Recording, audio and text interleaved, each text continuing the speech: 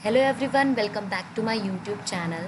इस वीडियो में हम acid bases and salt chapter के नोट्स क्लास 7 के स्टार्ट करने जा रहे हैं, जो कि हम समझ के अच्छे से सॉल्व करेंगे। एंड आप अपनी कॉपी पेन लेकर बैठ जाइए। So let's start it. अब हम स्टार्ट करेंगे चैप्टर के नाम के साथ ही एसिड। एसिड क्या होता है, ठीक है। आप लोगों ने मोस्ट ऑफ द लोगों ने सुना होगा कि बहुत ही हार्मफुल सब्सटेंस होता है। एंड हमने बड़ों से सुना है कि इसे टच नहीं करना चाहिए, इसे टेस्ट नहीं करना चाहिए, कुछ नहीं करना चाहिए। लेकिन असल अभी इस क्लास में आप सिर्फ इतना पढ़ोगे कि असल ज़िंदगी में जो चीज़ें आप खाते हो पीते हो उनमें एसिड कौन से होते हैं, और थोड़े बहुत केमिकल्स के नाम भी जानोगे, ठीक है। तो स्टार्ट करते हैं। Substance which are sour in taste are called a acid. ऐसे सब्सटेंस जो कि टेस्ट में खट्टे होते हैं, जैसे लेमन जब आप खाते हो तो ये टेस्ट में खट्टा होता है, ठीक है। ऑरेंज जो होते हैं कुछ कुछ वो खट्टे होते हैं, मौसम में ये खट्टा होता है। ये सारी खट्टी चीज़ें अभी हम क्या कह रहे हैं इन्हें एसिड, ठीक है। The chemical nature of such substance is acidic. In substance का केमिकल नेचर को या फिर इन सब्सटेंस के नेचर को हम एसिडिक कहते हैं। अब ये नेचर क्या हो गया, मैं बोलती हूँ कि लेमन के अंदर क्या प्रेजेंट है, एसिड, या फिर मैं ये बोलूँ कि लेमन एसिडिक है, बात तो एक ही हुई।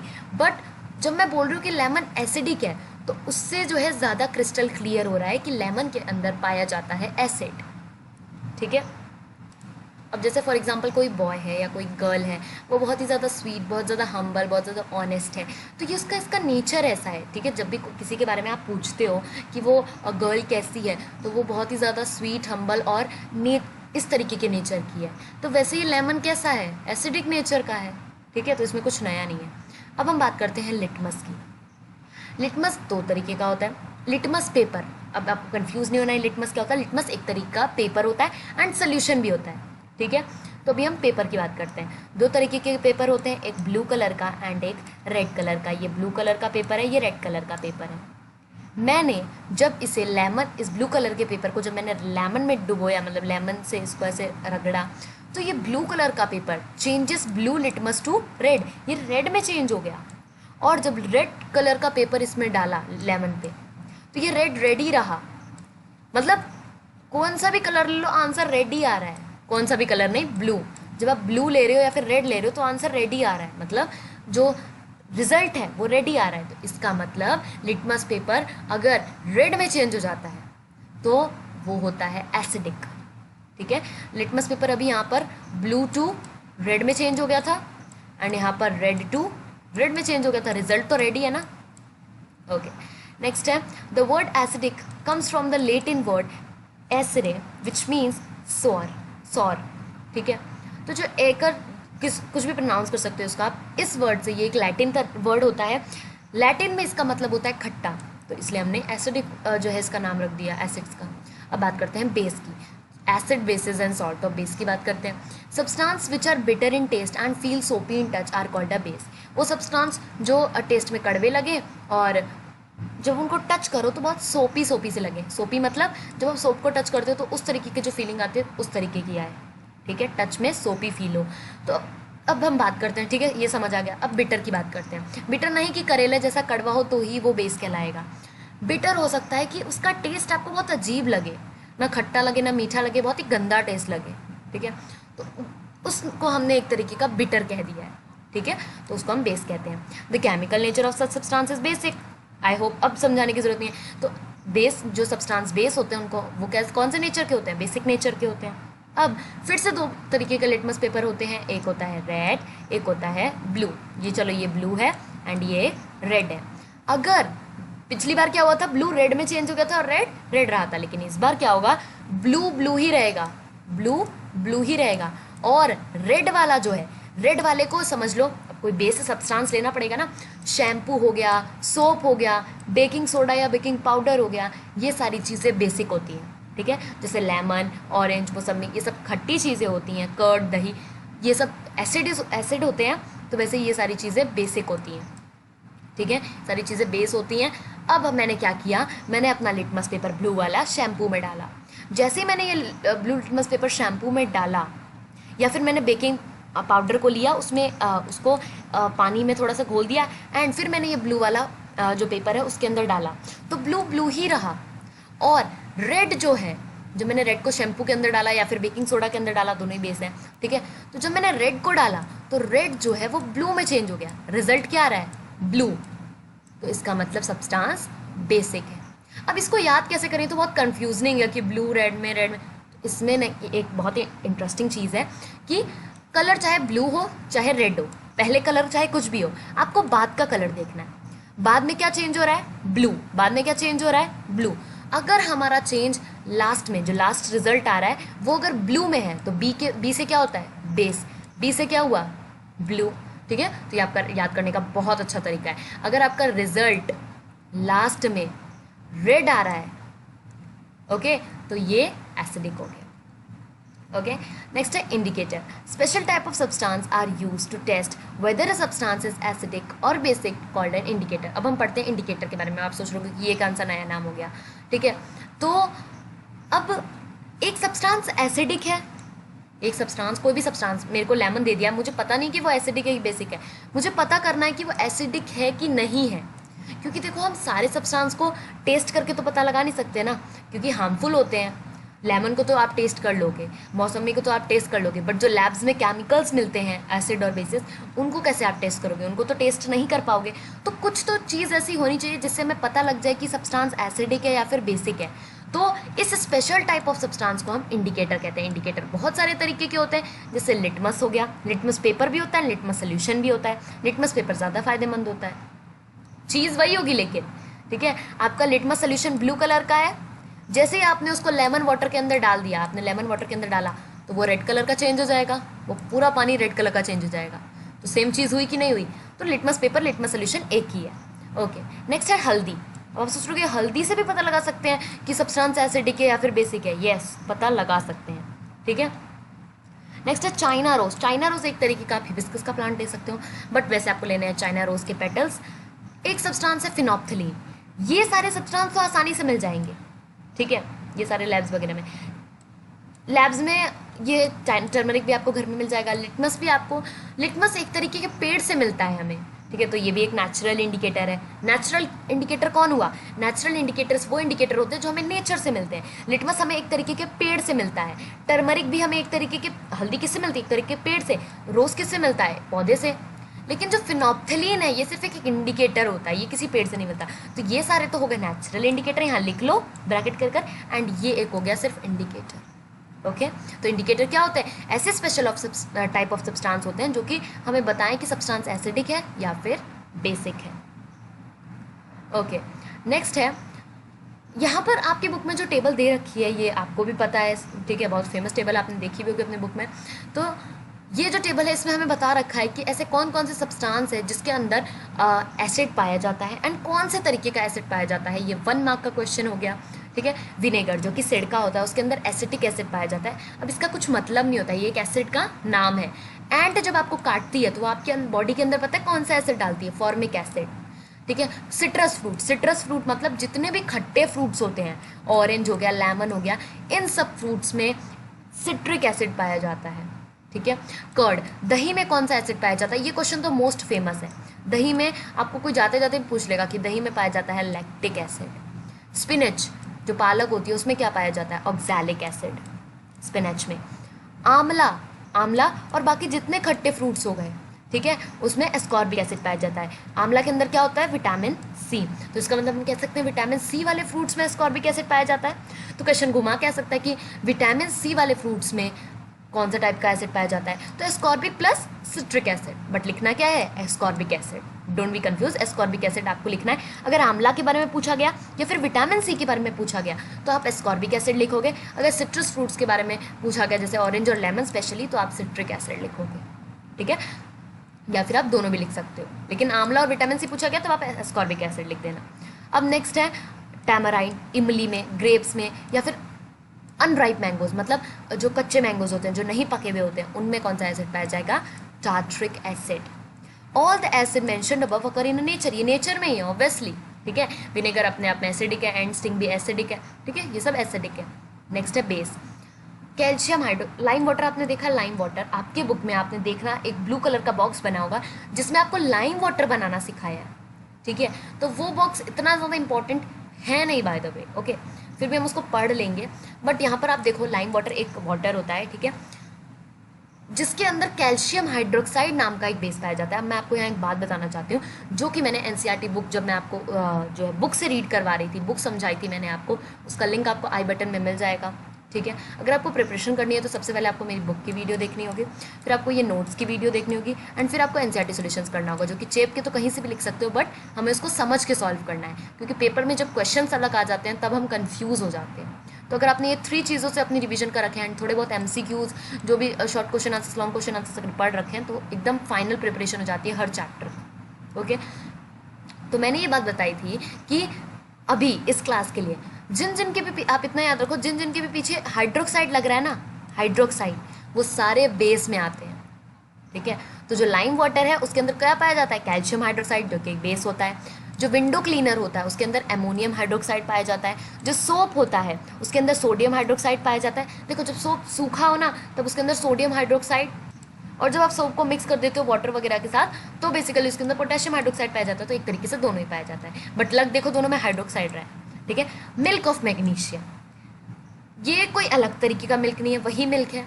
उसके अंदर कौन सा बेस पाया जाता है, मैग्नीशियम हाइड्रोक्साइड, क्योंकि आप अपने स्टमक में, आपके स्टमक में तो ऑलरेडी एसिड प्रेजेंट होता है ना, हाइड्रोक्लोरिक एसिड, आप चैप्टर 2 में पढ़कर आए हो, आपके स्टमक में ऑलरेडी एसिड प्रेजेंट होता है। अब आप और कितना एसिड खाओगे कि अपने पूरे स्टमक को एसिडिक बना दोगे। तो मिल्क इसलिए हेल्दी होता है। ठीक है, वो एक तरीके का बेस होता है। ओके, अब हम पढ़ेंगे कि ऐसा क्यों होता है। अब हम पढ़ते हैं इंडिकेटर्स के बारे में। ठीक है, हम सारे इंडिकेटर्स के बारे में पढ़ेंगे। सबसे पहले हम लिटमस के बारे में पढ़ते हैं। देखो, हम सबसे पहले लिटमस के बारे में पढ़ेंगे, इसके बारे में थोड़ा सा ज़्यादा पढ़ेंगे, फिर हम टर्मरिक के बारे में पढ़ेंगे, इससे थोड़ा सा कम, चाइना रोज उससे थोड़ा सा कम, फिनोल्फथालीन फिर उसमें सबसे कम पढ़ेंगे। ठीक है, तो स्टार्ट करते हैं। अब सबसे पहले है लिटमस। ये एक तरीके की नेचुरल डाई होती है, फिर एक नेचुरल इंडिकेटर होता है। डाई क्यों बोला है, एक तरीके का कलर होता है। ठीक है, इसमें कलरफुल एक्सपेरिमेंट्स होते हैं। ब्लू कलर का है तो रेड में चेंज हो जाएगा, रेड है तो ब्लू में चेंज हो जाएगा, यही सब होता है ना, कलरफुल फिनोमिना होता है इसलिए। अब देखो, ये मैंने आपको पहले भी बता चुका है कि लिटमस जो होता है एक नेचुरल इंडिकेटर होता है, because it is extracted from the lichens. Lichens नाम का एक पेड़ जो कि इस तरीके का दिखता है, जो कि आपकी एनसीईआरटी बुक में कुछ अलग ही तरीके का दिखा रखा है, बट होता है इसी तरीके का, वो भी सही है। ठीक है, इस पेड़ का नाम होता है लाइकन। इसी से हम ये लिटमस पेपर या लिटमस सोल्यूशन बनाते हैं। लिटमस सोल्यूशन कुछ ऐसा दिखता है, ये रेड लिटमस सोल्यूशन है, ये ब्लू लिटमस सोल्यूशन है। इस रेड को अगर किसी एसिडिक के अंदर डाल दिया तो ये रेड रहेगा, अगर किसी बेसिक के अंदर डाल दिया तो बी से बेसिक एंड बी से ब्लू हो जाएगा। ठीक है, अगर ये ब्लू जो सोल्यूशन है अगर एसिड के अंदर डाल दिया तो रेड हो जाएगा, किसी बेसिक के अंदर डाल दिया तो बेसिक ब्लू, तो ब्लू हो जाएगा। Okay, litmus paper and litmus solutions are there. Okay, next ये देखो, लेमन के ऊपर जैसे ब्लू कलर का लिटमस पेपर लगाया, ये हो गया रेड, इसका मतलब लेमन एसिडिक है। ये इस तरीके से आते हैं, लैब्स में कुछ इस तरीके से रखे होते हैं। ठीक है, आई होप आपको अपने स्कूल में जो है लैब्स में एक्टिविटी कर कर दिखाई हो। अब हम पढ़ते हैं blue litmus paper and red litmus paper के बारे में। ब्लू लिटमस पेपर का कलर नॉर्मली कैसा होता है, ब्लू कलर का, नॉर्मली ब्लू कलर का होता है। ठीक है, अगर उसको किसी भी एसिड के अंदर डाला तो ब्लू से रेड में बदल जाएगा, और अगर किसी भी बेस के अंदर डाला तो ब्लू ब्लू ही रहेगा। अगर आपको कंफ्यूज नहीं होना है ना, तो आप इस चेंज टू की जगह एरो भी लगा सकते हो, ये एरो लगा दो, ऐसे लिख लो, ब्लू टू रेड, रेड पूरा लिखना, ठीक है, छोटा नहीं करना। Okay, next, red litmus paper normally red colour का या फिर पिंक कलर का, ये आपको इसी तरीके का दिखता है, कभी रेड कलर का नहीं दिखेगा आपको, ये रेड कलर का या पिंक कलर का मिलता है, बट इसका कलर हम रेड के मानते हैं। ठीक है, इसको अगर आपने किसी एसिड के अंदर डाला तो रेड रेड ही रहेगा, एंड अगर किसी बेस के अंदर डाला तो रेड ब्लू में चेंज हो जाएगा। ठीक है, रेड ब्लू में क्यों चेंज हो रहा है, क्योंकि B for blue, B for base. आपको लास्ट वाला देखना। ओके, इन बेस जो रेड लिटमस पेपर है, बेस में डालोगे तो रेड ब्लू में चेंज हो जाएगा, एंड बेस में डालोगे, ओके, यहां पर होगा एसिड में red to red. Okay, it's correct, it's correct. So let's move to next. हमने लिटमस पेपर के बारे में कुछ ज़्यादा नहीं पढ़ा, मैंने बोला था ज़्यादा पढ़ेंगे, कुछ इतना ज़्यादा तो पढ़ा है ही नहीं। हमने ये पढ़ा कि लाइकन से मिलता है 1 मार्क्स का क्वेश्चन, 2 तरीके का होता है लिटमस पेपर, लिटमस सोल्यूशन, इस पर तो कोई क्वेश्चन आता ही नहीं है। ठीक है, ये आपको बताने के लिए था। ओके, अब यहाँ पर है ब्लू लिटमस पेपर किस में कब चेंज होता है, इसकी ट्रिक बहुत अच्छी बता, आपको सिर्फ रिजल्ट देखना है, आपको रिजल्ट देखना है, रिजल्ट क्या आ रहा है। मुझे ये किसी ने भी मेरे से छुपा दिया, मुझे कोई मतलब नहीं है, वो सिर्फ मेरे को इतना बोल रहा है कि एक लिटमस पेपर है जो कि ब्लू कलर में चेंज हो गया है, जो कि ब्लू कलर में चेंज हो गया, तो मैं समझ जाऊंगी कि बी का मतलब है बी मतलब बेस, ठीक है, ये इसी से आपको पता लग जाएगा। और रेड, रेड तो एसिडिक होता ही है। ओके, नेक्स्ट है टर्मरिक, ये भी एक तरीके का नेचुरल इंडिकेटर होता है। अब ये टर्मरिक कैसे हो सकता है, मतलब आपको क्या करना है, एक पेपर लेना है या खुद से घर पे बना सकते हो, एक पेपर लो, हल्दी का पेस्ट बनाना आता होगा, ठीक है, हल्दी के ऊपर थोड़ा सा वाटर डालो और उसका पेस्ट बना दो, ठीक है, उसको मिक्स कर कर हल्दी का पेस्ट बना दो। अब उस पेस्ट को इस पूरे पेपर के ऊपर लगा दो और इस पेस्ट को पेपर के ऊपर, और पेपर थोड़ा सा मोटा लेना, ठीक है, और सूखने दो। अब इसको बन गया आपका टर्मरिक पेपर, जैसे लिटमस पेपर था, ठीक है, वो तो बना बनाया आता है, ये आपने बना लिया है टर्मरिक पेपर। अब देखते हैं, अब आपने इसके ऊपर डाली है एक लेमन की ड्रॉप, ठीक है, आपने एक लेमन, जो लेमन जूस होता है उसकी एक ड्रॉप डाली है। अब देखना क्या कलर होता है, आप देखोगे कि कलर बदला ही नहीं। एंड जब आपने सोप की ड्रॉप डाली, लेमन तो आपको पहले से पता है कि एसिडिक है, और ये भी आपको अच्छे से पता है कि पहले से कि ये एक बेस है, ठीक है, तो जब आपने एक सोप की ड्रॉप इसके ऊपर डाली, तब कलर पता है किस में चेंज होगा, जब आपने एसिड की ड्रॉप डाली तब तो वैसा रहेगा, लेकिन जब आपने बेस की ड्रॉप डाली तब वो रेड कलर का चेंज हो जाएगा। इसमें क्या हो रहा था, रेड में तब चेंज हो रहा था जब एसिड था, बट इसमें रेड में तब चेंज होगा जब बेस होगा, ठीक है, बहुत ईजी है, हर चीज़ की ट्रिक अलग है। देखो इसने क्या किया है, इसने एक बेस डाला है, साफ साफ पता लग रहा है इसने बेस डाला है। हमें क्यों पता लग रहा है, क्योंकि इसका लिटमस पेपर का कलर टर्मरिक पेपर का कलर किस में चेंज हो गया, रेड में। तो अगर एसिडिक है तो येलो रहेगा, बट अगर बेस है तो रेड कलर में चेंज हो जाएगा। ओके, नेक्स्ट है चाइना रोज के बारे में पढ़ते हैं। चाइना रोज भी एक तरीके का नेचुरल इंडिकेटर होता है। ओके, अब ये जो चाइना रोज होता है, इसका वैसे में कलर देखो, जो टर्मरिक का आपका पेपर होगा उसका वैसे सिंपल कलर येलो रहेगा, ठीक है, एसिड में क्या बदलेगा, बेस में क्या बदलेगा, आपके सामने लिखा हुआ है, ठीक है। अब हम बढ़ते हैं चाइना रोज की तरफ। चाइना रोज वैसे होता तो जब आप इसका सोल्यूशन बनाओगे, ऐसा थोड़ी ना है कि लेमन का ड्रॉप डाल उठाकर इसी में डाल दोगे चाइना रोज के ऊपर और देखोगे कि क्या कलर बदला है, ऐसे नहीं होता, ठीक है, ये टर्मरिक के साथ हुआ है, ठीक है। अब चाइना रोज का इंडिकेटर आता है, ठीक है, ये इंडिकेटर होता है पिंक कलर का। कौन से कलर का, पिंकिश कलर का होता है, ठीक है। अगर इसके अंदर कोई एसिड डाल दिया है, ठीक है, अगर ये इंडिकेटर है आपका, मैंने आपको पहले ही बताया इंडिकेटर पेपर में भी मिल सकते हैं, सोल्यूशन में भी मिल सकते हैं, ये सोल्यूशन में है, इसका कोई पेपर नहीं होता, ठीक है, टर्मरिक का तो पेपर था सिर्फ, ठीक है, और लिटमस का पेपर और सोल्यूशन दोनों था, इसका सोल्यूशन है, ठीक है। अब आपने इस इंडिकेटर में आपने जब एसिड डाल दिया तो एसिड डालते इसका कलर ऑरेंज में बदल जाएगा। मतलब अगर जैसे इसके अंदर आप लेमन जूस का ड्रॉप डालोगे या फिर ऑरेंज जूस का ड्रॉप डालोगे तो इसका कलर ऑरेंज में बदल जाएगा। और अगर आपने इसके अंदर कोई सोप डाल दी, शैम्पू का ड्रॉप डाल दिया, तो अब ये ग्रीन में बदल जाएगा। हो गया। अब नेक्स्ट फिनोप्थलीन पर आते हैं, ठीक है। इसकी स्पेलिंग देखकर ही पता लग रही है कि कितने बच्चे एग्जाम में इसको गलत करेंगे, तो इसको अच्छे से अपने दिमाग में बिठा लेना। ओके, फिनॉल, ये एल जो है हम इसको स्पीक नहीं करते, बस हम फिनॉ बोलते हैं, फिनोप्थलीन, फिनोप्थलीन। ओके, फिनोप्थलीन होता कलरलेस है, ये जिस कलर, एंड इसका सोल्यूशन होता है, इसका कोई पेपर नहीं होता, इसका क्या होता है, सोल्यूशन। ये होता कलरलेस है, इसका कोई कलर नहीं होता, जैसे वाटर का कोई कलर नहीं होता, ये भी कलरलेस होता है, ठीक है। जैसे ही इसके अंदर आपने कोई एसिड डाला तो वो कलरलेस ही रहेगा। आप चाहे ये कह सकते हो कि वो कलरलेस रहेगा या फिर ये कह सकते हो कि उसका कलर चेंज नहीं होगा, ठीक है। अब मैंने यहाँ पर ये क्यों नहीं लिखा कि इट डज नॉट चेंजेस इस कलर, मैंने ये क्यों लिखा कलरलेस, ये मैं भी बताती हूँ। ओके, बेस में ये क्या हो जाएगा, जैसे ही मैं इसके अंदर सोप डालूंगी, जैसे मैंने इसके अंदर कोई सोप डाला, ये देखो यहाँ से बेस डाल रहा है तो धीरे धीरे ये पिंक कलर का होने लग गया, ठीक है, धीरे धीरे पिंक कलर का होने लग गया। ओके, अब मैंने यहाँ ये क्यों नहीं लिखा, क्योंकि समझ लो ये मेरे पास ये फिनोप्थलीन है, ये मेरे पास फिनोप्थलीन है जो कि क्या है, कलरलेस है। इसके अंदर मैंने एक बेस डाला, अब ये पिंक कलर का बन चुका है, ये अभी कौन से कलर का बन चुका है, पिंक कलर का। इसके अंदर मैंने शैम्पू का ड्रॉप डाला, ये पिंक कलर का बन चुका, शैम्पू ही नहीं कोई भी बेस डाला मैंने, ठीक है।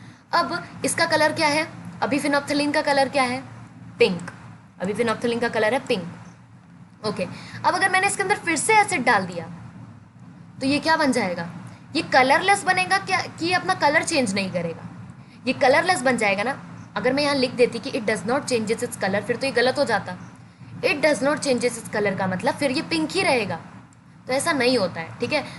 मैं इसके साथ खेल खेलती हूँ। मैं क्या करती हूँ, एक टेस्ट ट्यूब लेती हूँ, मैं उसमें फिनोक्सिलीन डालती हूँ जो कि कलरलेस है, मैं इसके अंदर बेस ऐड करती हूँ, ये पिंक कलर का हो जाएगा, फिर से इसके अंदर एसिड ऐड करती हूँ, ये कलरलेस हो जाएगा, फिर बेस ऐड करूँगी, फिर पिंक हो जाएगा। ओके, तो ये प्रोसेस चलता रहता है। अब हम न्यू जो है टॉपिक पढ़ रहे हैं। अभी आपने बोला हमने एसिड पढ़ लिया, बेस पढ़ लिया, एंड एसिड और बेसिस को कैसे टेस्ट करते हैं उसके लिए बहुत सारे इंडिकेटर्स भी पढ़ लिए। बट हमने सॉल्ट के बारे में, जो चैप्टर में वर्ड आ रहा है एक सॉल्ट, इसके बारे में तो अभी तक पढ़ा ही नहीं। तो लेट्स स्टार्ट। न्यूट्रल, इसमें हम ये नहीं पढ़ेंगे कि सॉल्ट क्या होता है, ये तो आपको पता है ना कि सॉल्ट क्या होता है, नमक। अब हम देखेंगे कि सॉल्ट बनता कैसे है, मतलब ये भी आपको पता है कि सीज में, ओशंस में बनता है, बट एक अजीब तरीके का, एक नया तरीके का सॉल्ट कैसे बनता है। सिर्फ वही नमक नहीं होता जो आप खाते हो, ठीक है, और भी बहुत टाइप के केमिकल्स होते हैं जो जिनको हम सॉल्ट मानते हैं। ओके, तो ये जो प्रोसेस है सॉल्ट बनाने का, इसको हम न्यूट्रलाइजेशन कहते हैं। अभी ये भी पढ़ोगे, ठीक है, डोंट बी कंफ्यूज। न्यूट्रल क्या होता है, अब हम ये देखते हैं। न्यूट्रल सोल्यूशन, एक हंसने वाला इमोजी होता है एंड एक सैड वाला इमोजी होता है, ठीक है, एंड इसके बीच वाला हो गया ना हंसी ना खुश, ठीक है। तो उसी सेम प्रोसेस में होता है neutral.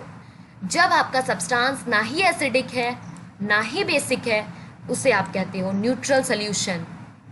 The solution which do not change the colour of either red और ब्लू लिटमस, उनको हम कहते हैं न्यूट्रल सोल्यूशन। या तो आप इसकी डेफिनेशन ये लिख सकते हो, क्या लिख सकते हो, if the substance is neither acidic nor basic. ये नहीं लिखना है आपको डेफिनेशन में, आपको लिखना है if the substance is neither acidic nor basic then it is called a neutral solution. अगर सब्सटेंस ना ही एसिडिक है ना ही बेसिक है तो वो क्या कहलाएगा, न्यूट्रल सोल्यूशन कहलाएगा।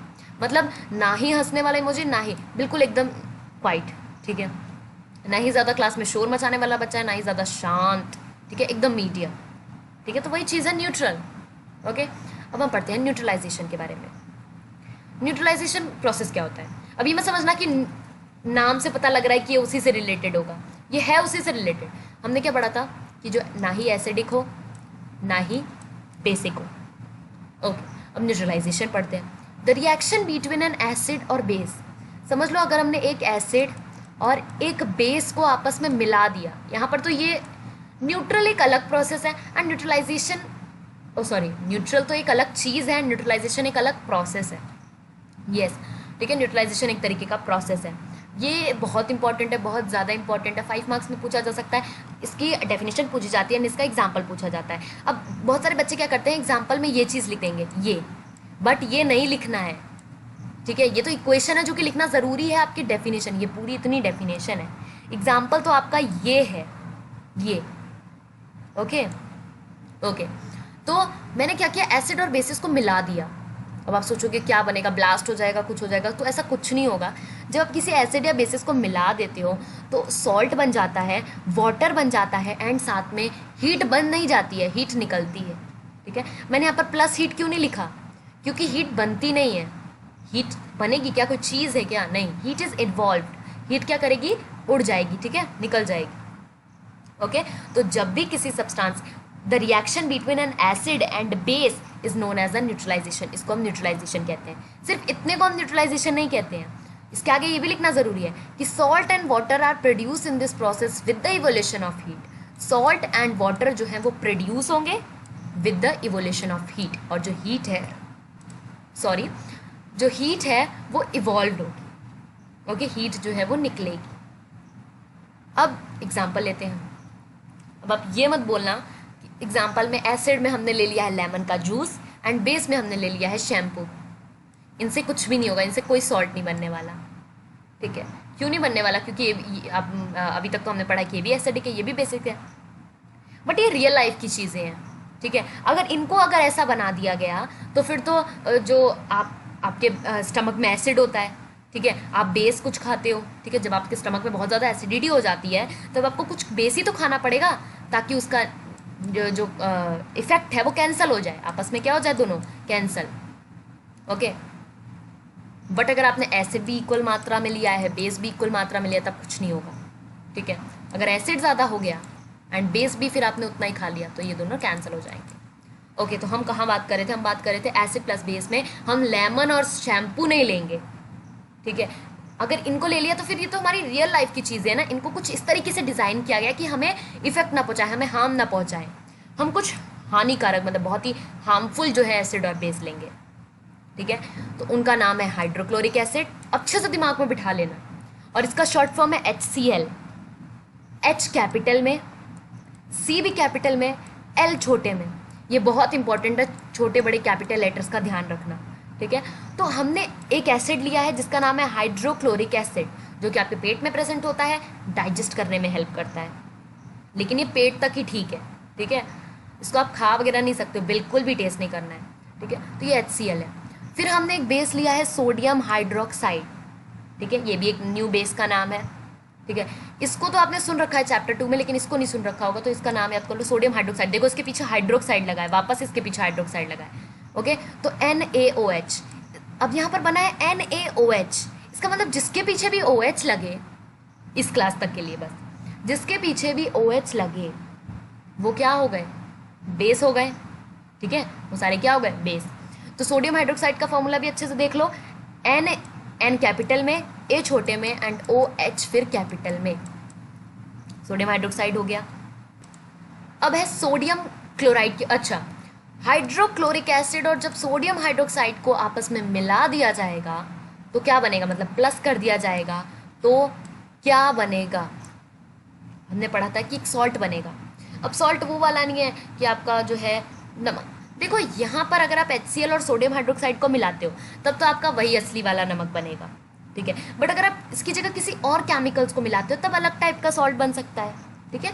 तो यहाँ पर जो है लैब्स में अलग थोड़े केमिकल्स, अलग टाइप के सॉल्ट को भी हम मतलब केमिकल्स को हम सॉल्ट कह देते हैं। सिर्फ वो नमक नहीं जो आप घर पे खाते हो, उस नमक को इस तरीके से डिज़ाइन किया गया है कि उसको आप सिर्फ घर में यूज़ कर सकते हो, ठीक है।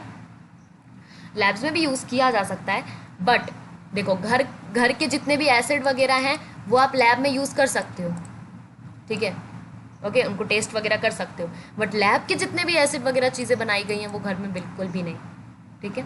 तो एसिड है हाइड्रोक्लोरिक एसिड, बेस है सोडियम हाइड्रोक्साइड, मिल के इन्होंने सॉल्ट बनाया सोडियम क्लोराइड। क्या बनाया? Sodium chloride, NaCl। क्या बनाया? NaCl। N कैपिटल में होगा, A स्मॉल में होगा, C कैपिटल में होगा, L स्मॉल में होगा, ठीक है। मैं यहाँ पर प्रोनाउंस इसीलिए कर रही हूँ, ठीक है, कि आपको कोई कन्फ्यूजन ना हो। तो क्या बन रहा है? सॉल्ट बन रहा है एंड वाटर बन रहा है। अब वाटर तो अलग अलग तरीके के नहीं होते, हाँ, डिस्टिल्ड वाटर होता है एक, ठीक है। यहाँ पर सिर्फ वाटर बन रहा है। वाटर में अब ये आपको वाटर का यहाँ पर देख लो, इसको काट लो और जैसा मैं यहाँ लिख रही हूँ वैसा लिख लो, H2 स्मॉल में और O कैपिटल में, ये है वाटर का। अब आप बोलोगे कि जब हम ये पेपर में क्वेश्चन तो आएगा, ये कन्फर्म है, ओके। तो जब पूछा जाता है कि what is neutralisation and give example also, तो एग्जांपल देते वक्त हमको ये ब्रैकेट में लिखना ज़रूरी है, यस ज़रूरी है, ठीक है। इससे थोड़े से मार्क्स कंफर्म हो जाएंगे और कुछ नहीं, ठीक है। तो ये एग्जांपल है एंड इसका मैंने आई होप आपको अच्छे से क्लियर कर दिया होगा कि जब भी किसी एसिड और बेसिस को मिलाते हो आपस में तो वो सॉल्ट, वाटर और साथ में हीट को प्रोड्यूस करता है। इसमें भी हीट निकलेगी, ठीक है। तो हीट अलग अलग तरीके की नहीं होती है, ओके। अब न्यूट्रलाइजेशन, अब हम देखते हैं कि ये जो न्यूट्रलाइजेशन यहाँ पर, आई थिंक न्यूट्रलाइजेशन की स्पेलिंग में थोड़ी गड़बड़ होगी तो इसको ओके कर लेना, ठीक है। और इसकी स्पेलिंग लर्न करना भी बहुत ज़रूरी है, बट ये वाली नहीं, जो ठीक वाली है, ओके। अब हम देखते हैं न्यूट्रलाइजेशन एवरीडे लाइफ, आम जिंदगी में, हमारे आम जिंदगी में हमारे आसपास भी न्यूट्रलाइजेशन होता है, बट हम आज उसको पढ़ेंगे, ओके। तो सबसे पहला है इनडाइजेशन। डाइजेशन नहीं, इनडाइजेशन, जब आपके बॉडी में डाइजेशन नहीं होता है तब ये प्रोसेस न्यूट्रलाइजेशन कहलाता है। Stomach contains a hydrochloric acid which help us to digest food. Stomach के अंदर होता है हाइड्रोक्लोरिक एसिड, ठीक है, जो कि हमें खाना डाइजेस्ट करने में हेल्प करता है, ठीक है। ये इसके अब जो हम पढ़ने वाले, इसका एक एक टॉपिक याद कर लेना, ठीक है। जितने भी हैं ये ज़रूर याद कर लेना। ये नहीं पूछेंगे what give the example of neutralisation in everyday life, ये सीधा टॉपिक उठा के पूछ लेंगे। ये 3 मार्क्स में बहुत अच्छा है आंसर। तो स्टमक में हमारे हाइड्रोक्लोरिक एसिड होता है जो कि डाइजेशन में हेल्प करता है, बट अगर ये एसिड बहुत ज़्यादा हो गया, but too much of acid in the stomach causes indigestion. अगर बहुत ज़्यादा स्टमक में एसिड हो गया तो डाइजेस्ट खाना कैसे होगा, कैसे डाइजेस्ट होगा? तो ये इनडाइजेशन हो जाएगा। एंड कभी कभी इनडाइजेशन पेनफुल भी होता है, कभी कभी आपको दर्द भी होता है पेट में, ठीक है। तो अब हम क्या करेंगे, बहुत ज़्यादा एसिड हो चुका है स्टमक में, इसका एक ही तरीका है और ये तरीका डॉक्टर्स भी यूज़ करते हैं और आपको भी यूज़ करना चाहिए। वी टेकन एंटासाइड, हम एंटासाइड ये तरीके की टैबलेट है, ठीक है, या तो आप ये ले लेते हो या फिर आप मिल्क पी लेते हो, ठीक है, मिल्क ऑफ मैग्नीशिया पी लेते हो। मिल्क ऑफ मैग्नीशिया के अंदर क्या होता है, हमने टेबल में पढ़ा था, मिल्क ऑफ मैग्नीशिया के अंदर होता है मैग्नीशियम हाइड्रोक्साइड। क्या होता है, बहुत ज़्यादा बेस होता है, ठीक है, बहुत ज़्यादा नहीं होता, थोड़ा सा होता है, ठीक है, इतना भी नहीं होता, इतना ज़्यादा भी नहीं होता, इतना कम भी नहीं होता, ठीक है। तो ये बेस आपके स्टमक के अंदर जाएगा एंड ये दोनों आपस में कैंसल हो जाएंगे, मतलब जो है ये दोनों मिक्स हो जाएंगे और अपने आप को ख़त्म कर लेंगे, ठीक है। तो देयरफॉर वी टेक एन एंटासाइड, हम एंटासाइड टैबलेट ले लेते हैं जो कि बेसिकली डॉक्टर हमें प्रेफर करते हैं in the case of acidity, अगर हमें एसिडिटी हो जाती है, या फिर अगर आप घर पे हो तो आप मिल्क वगैरह पीते हो, ठीक है, जो मिल्क के अंदर होता है magnesium hydroxide to neutralise the effect of the excessive acid, ताकि जो आपके पेट में जो बहुत ज़्यादा एसिड हो गया है वो न्यूट्रलाइज हो जाए। न्यूट्रलाइज हो जाए मतलब अभी हमने पढ़ा था न्यूट्रलाइज का मतलब ना ही ज़्यादा एसिडिक ना ही ज़्यादा बेसिक, मतलब कुछ भी ना हो, ठीक है। तो ये आपस में न्यूट्रलाइज हो जाएंगे, कैंसिल हो जाएंगे। उतना एसिड रहेगा जितना रहना चाहिए और उतना बेस भी रहेगा जितना रहना चाहिए, बट ये जो ज़्यादा एसिड और ज़्यादा बेस है ये आपस में कैंसिल हो जाएंगे, ओके। तो ये इंडाइजेशन का, ये देखो ये स्टमक है, जब बहुत ज़्यादा एसिडिक आपके स्टमक में हो जाता है तो कभी कभी तो ये सिर्फ मतलब आपको पेनफुल नहीं लगता, बट कभी कभी ये पेनफुल भी होता है ना, आपके स्टमक में बहुत ज़्यादा हीट इवॉल्व होने लगती है, ठीक है। एसिड प्लस बेस बहुत ज़्यादा सॉल्ट बनाएगी, वाटर बनाएगी एंड साथ में बहुत ज़्यादा हीट निकलेगी, ठीक है, ओके। अब हम पढ़ते हैं एंटीबाइट, ये हमारे आम जिंदगी के न्यूट्रलाइजेशन है। ये एंटीबाइट भी बहुत अच्छा क्वेश्चन है, ये पूछा जाता है, ठीक है। व्हेन एन एंट बाइट, जब आपको एंट काटती है, तो अभी पढ़ चुके हैं कि it injects the acidic liquid, ये हमारे अंदर एक लिक्विड जो है वो इंजेक्ट कर देती है हमारी बॉडी में, जिसका नाम है फॉर्मिक एसिड, ठीक है। ये हमारी बॉडी के अंदर फॉर्मिक एसिड डाल देती है, अभी पढ़ा था हमने टेबल पे। The effect of the acid, अब हमारे स्टमक में हो चुका, अब हमारे बॉडी में हो चुका है एसिड, हमारे एसिड इसने डाल दिया है और वो बहुत ज़्यादा एसिड, ठीक है, हो चुका है बहुत ज़्यादा, चींटी ने बहुत तेज़ से काट लिया है एंड काट के शुगर तो डालेगी नहीं, फॉर्मिक एसिड डाला है उसने, एक तरीके का एसिड डाला है। तो अब इसको करने के लिए हम इसका इफेक्ट जो है उसको न्यूट्रलाइज करने के लिए, न्यूट्रलाइज का मतलब होता है बेसिकली कैंसर, ठीक है। अब इसका जो इफेक्ट है उसको कैंसिल करने के लिए हम क्या करेंगे, मॉइस्ट बेकिंग सोडा, सूखा बेकिंग सोडा लेकर नहीं घिसना है, उसमें से थोड़ा सा वाटर डालना है, उसमें थोड़ा सा वाटर मतलब उसको मॉइस्ट कर लेना है, थोड़ा सा गीला कर लेना है एंड उसको अगर आप रब करोगे तो शायद कुछ हो सकता है, या फिर कैलामाइन सोल्यूशन अगर आप ले लोगे, ये बेसिकली डॉक्टर जो है वो प्रेफर करते हैं एंड ये आप करते हो प्रेफर, ठीक है। अगर आपने कैलामाइन सोल्यूशन लिया, देखो मॉइस्ट बेकिंग सोडा एक तरीके का इसका जो केमिकल नेम है, ठीक है, लैब में इनको, लैब में एक होता है इनका घर का नाम जिसको आप बुलाते हो और एक होता है इनका लैब का नाम, लैब का नाम है, जब लैब्स में हम इनको बेकिंग सोडा भी बोलते हैं, बट जो स्पेशलिस्ट साइंटिस्ट होते हैं इसको सोडियम हाइड्रोजन कार्बोनेट बोलते हैं, ठीक है। अब यहाँ पर मैं बोल रही हूँ बेकिंग सोडा को सोडियम हाइड्रोजन कार्बोनेट नहीं बोलते हैं, मॉइस्ट बेकिंग सोडा को सोडियम हाइड्रोजन कार्बोनेट बोलते हैं, ठीक है, ओके। सो यहाँ पर ये हो गया सोडियम हाइड्रोजन कार्बोनेट। अगर आपके एंट ने काट लिया और बहुत ज़्यादा एसिड उसने इंजेक्ट कर दिया है, अगर आप सोडियम हाइड्रोजन कार्बोनेट यानी मॉइस्ट बेकिंग सोडा अप्लाई करते हो, जो कि एक बेस है, अगर आप उसको अप्लाई करते हो तो जो है ये आपस में कैंसिल हो जाएंगे। या फिर अगर आप उसकी जगह कैलामाइन सोल्यूशन के अंदर होता है जिंक कार्बोनेट, क्या होता है, जिंक कार्बोनेट होता है इसके अंदर। अब फिर से कंफ्यूज मत होना, बेकिंग सोडा के अंदर सोडियम हाइड्रोजन कार्बोनेट नहीं होता है, ये इसका नाम है, बट कैलामाइन सोल्यूशन के अंदर जिंक कार्बोनेट होता है, ठीक है। कैलामाइन सोल्यूशन सिर्फ कैलामाइन सोल्यूशन है, ओके, ये इसका दूसरा नाम नहीं है जिंक कार्बोनेट, ये इसके अंदर प्रेजेंट होता है, ठीक है। कैलामाइन सोल्यूशन के अंदर जिंक कार्बोनेट प्रेजेंट होता है। अगर आपने कैलामाइन सोल्यूशन लगाया या फिर आपने बेकिंग सोडा लगाया तो ये इफेक्ट्स आपस में कैंसिल हो जाएंगे एंड आपका जो है वो थोड़ी देर बाद आपकी एंट बाइट ठीक हो जाएगी, ओके। कुछ इस तरीके से होता है। अगर ये बहुत ज़्यादा एसिड इसने डाल दिया है तब आप ये जो अप्लाई करते हो बेकिंग सोडा, एंड घर में इसी को प्रेफर किया जाता है। नेक्स्ट है सॉइल ट्रीटमेंट, ये भी बहुत इंपॉर्टेंट है, इसको तो लिख लो इसके आगे ब्रैकेट में, इंपॉर्टेंट। अगर एक्सेसिव यूज़ ऑफ, अब जो किसान होते हैं वो बहुत ज़्यादा फर्टिलाइजर्स डाल देते हैं, इतने खाद डाल देते हैं, इतना खाद डाल देते हैं वो लोग, ये सॉइल को, मिट्टी को बहुत ज़्यादा एसिडिक बना देते हैं, ठीक है। Excessive use of chemical fertilisers, ये फिल इन द ब्लैंक्स में पूछा जा सकता है कि excessive use of dash makes the soil acidic. Soil को कौन बहुत ज़्यादा एसिडिक बनाता है, केमिकल फर्टिलाइजर्स, सिर्फ फर्टिलाइजर्स नहीं, ठीक है। अगर आप natural fertilisers by the way chemical ही होते हैं, ठीक है।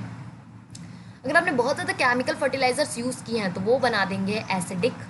And plants do not grow when soil is too acidic, और पौधे उस पे ग्रो कभी नहीं करते हैं। अगर आपकी मिट्टी बहुत ज़्यादा एसिडिक है तो आपका जो खेत है, आपके जो खेत है उसमें पौधे नहीं उगेंगे, उसमें आपकी खेती नहीं हो पाएगी। अगर आपका जो ये सॉइल है ये बहुत ज़्यादा एसिडिक है या फिर बहुत ज़्यादा बेसिक है तो नहीं होगा, कुछ भी नहीं होगा। तो अब इसको ठीक करने के लिए क्या करें? बहुत ज़्यादा एसिड हो चुका है, अब इसके लिए क्या करें? ठीक है, तो if the soil is too acidic, अगर सॉइल बहुत ज़्यादा एसिडिक है तो it is treated with the bases like, आप उसको बेस के साथ ट्रीट कर सकते हो। कौन से बेस है, नाम पढ़ लेते हैं, क्विक लाइम या फिर स्लेक्ड लाइम। क्विक लाइम को हम कहते हैं कैल्शियम ऑक्साइड, क्विक लाइम को हम क्या कहते हैं, क्विक लाइम का दूसरा नाम है calcium oxide, and slaked lime का दूसरा नाम है कैल्शियम हाइड्रोक्साइड। आप चाहो तो क्विक लाइम अपने खेत में जो है उसको डाल सकते हो या फिर स्लेक्ड लाइम को डाल सकते हो। ठीक है, इससे क्या होगा, ये दोनों आपस में इनका इफेक्ट न्यूट्रलाइज हो जाएगा। अब समझ लो बहुत ज़्यादा बेस हो चुका है आपके खेत में, मतलब बहुत ज़्यादा आपका खेत जो है वो बेसिक हो गया है। If soil is too basic, तब आप उसमें कंपोस्टिंग कर सकते हो, इज़ एडेड टू इट, उस organic matter is added to it, उसके अंदर ऑर्गेनिक मैटर डाले जाते हैं। और ऑर्गेनिक मैटर डालने के प्रोसेस को हम क्या कहते हैं, कंपोस्टिंग। अब ये मत कहना कि आप कंपोस्टिंग प्रोसेस को नहीं जानते हो। जब आप गड्ढा खोदते हो और अपने घर का जितना भी कचरा है, मतलब कचरा में सिर्फ वेजिटेबल की पील्स, फल सब्जियां, इनका छिलका, काऊ डंग, यही सब आता है। ठीक है, ये सब आप एक गड्ढे में डाल देते हो। ठीक है, अपने खेत में जाओ, गड्ढा खोदो, उधर ये सब चीज़ें डाल दो। ठीक है, छिलके वगैरह ये सब, और उसको बंद कर दो। तो ये करने से, ये कंपोस्टिंग करने से क्या होगा, ऑर्गेनिक जो ऑर्गेनिक मैटर है वो अपने अंदर से एसिड रिलीज करेगा। वो अपने अंदर से क्या रिलीज करेगा, एसिड। एंड ये एसिड क्या करेगा, बेस को टक्कर दे देगा, मतलब कट जाएगा, which neutralises the basic nature of the soil. जो कि बेसिक नेचर है उसको न्यूट्रलाइज करेगा, उसको कैंसिल कर देगा। ओके, इस तरीके का। ओके, बहुत ज़्यादा केमिकल फर्टिलाइजर्स को हम डालते हैं, तो आप कुछ भी स्लेग लाइम वगैरह यूज़ कर सकते हो। नेक्स्ट है factory waste. The waste of, ये सबसे ईजी है, the waste of many factories contain acid. Obviously जो फैक्ट्रीज का वेस्ट है वो बेसिक कभी नहीं होता। ठीक है, फैक्ट्रीज में जितना वेस्ट जनरेट होता है वो कभी बेसिक नहीं होता, वो हमेशा एसिडिक होता है। और आपको पता है कि एसिड जो होते हैं वो बेस से भी ज़्यादा हार्मफुल होते हैं। तो सोचो, फैक्ट्री वाले हमेशा ये करते हैं। ठीक है, हमेशा वो लोग क्या करेंगे, कचरा कहाँ ले जाएंगे, तो वो लोग क्या करते हैं, वाटर बॉडीज़ में इसे डिस्पोज कर देते हैं। ठीक है, if they are allowed to flow into the water bodies, अगर वो ऐसा करते हैं, अगर वो वाटर बॉडीज़ में फ्लो करते हैं तो उन्हें सज़ा हो जाएगी। ऐसा नहीं होगा। ठीक है, तो इससे क्या होगा, जो मछलियाँ हैं, जितने भी ऑर्गेनिजम्स हैं उस पानी में, वो सब मर जाएंगे, क्योंकि वो एसिड बहुत ज़्यादा हार्मफुल होता है। तो इसलिए आप क्या कर सकते हो, factory waste can be neutralised by adding basic substance. आप उसके अंदर कोई भी बेसिक सब्सटेंस ऐड करो और वो न्यूट्रलाइज हो जाएगा। आपने एक चीज़ नोटिस की, इसमें हमने कौन सा बेसिक सब्सटेंस ऐड करना है इसका नाम नहीं पढ़ा, बाकी इसमें भी हमने नाम पढ़ा था, क्विक लाइम और स्लेक लाइम ऐड करना है। ठीक है, एंड इसमें ऑर्गेनिक मैटर ऐड करना है, उसमें भी हमने नाम पढ़ा था, baking soda and calamine solution. Next ऊपर वाले में भी हमने नाम पढ़ा था, एंटासाइड टैबलेट या फिर मिल्क ऑफ मैग्नीशिया ले लो, घर में हो तो मिल्क पी लो। ठीक है, ये हमने पढ़ा था। बट जो फैक्ट्री वेस्ट है उसमें किसी तरीके का बेसिक हमने नहीं पढ़ा है। ओके, कुछ इस तरीके का होता है, चाहे वो ऑयली आप क्यों न डाल रहे हो, इट्स वेरी वेरी डेंजरस, ऐसा नहीं करना चाहिए। ओके, सो यहाँ पर हमने नोट्स कंप्लीट कर लिए हैं। आई होप आपको मज़ा आया होगा, एंड इसके एनसीईआरटी सॉल्यूशंस देखना ज़रूर, प्लीज़ मत भूलना। एंड इसका लिंक जो है वो आई बटन में है। इससे एक ही फ़ायदा होगा कि पेपर में आप MCQ सॉल्व कर पाओगे। ठीक है, जितने भी वन वर्ड क्वेश्चन है वो सॉल्व कर पाओगे। एनसीईआरटी सॉल्यूशंस, कोई भी लॉन्ग क्वेश्चन, कोई भी शॉर्ट क्वेश्चन आएगा वो भी अच्छे से सॉल्व कर पाओगे। MCQs आप तब सॉल्व कर पाओगे जब आपने चैप्टर की वीडियो देख रखी है एंड ये नोट्स देख रखा है। वन वर्ड आप तब कर पाओगे जब आपने नोट्स देख रखा है। ओके, क्योंकि नोट्स में वो सारी चीज़ें इंक्लूड है। ओके, सो जब आप जाते हो अपना एग्ज़ाम देने तो आप इसको एक बार गो थ्रू कर सकते हो अपने सारे नोट्स को। एंड अगर आपको ये वीडियो अच्छी लगे तो इसको लाइक करना एंड शेयर करना अपने क्लास ग्रुप, स्कूल ग्रुप्स में, जिससे उनको भी ये नोट्स मिल सके एंड हेल्पफुल हो। एंड एक कमेंट तो ज़रूर करना कि आपको वीडियो कैसे लगे। एंड अगर आपका कोई डाउट हो वो भी आप कमेंट कर सकते हो। एंड आपको किस चैप्टर पे कैसी वीडियोस चाहिए वो भी आप मुझे कमेंट कर बता सकते हो। एंड चैनल को सब्सक्राइब ज़रूर करना एंड इस वीडियो को लाइक ज़रूर करना है। नोटिफिकेशन बेल को ऑन कर देना, जिसकी वजह से आपको सारी वीडियोज़ मिलती रहेंगी। Thank you very much.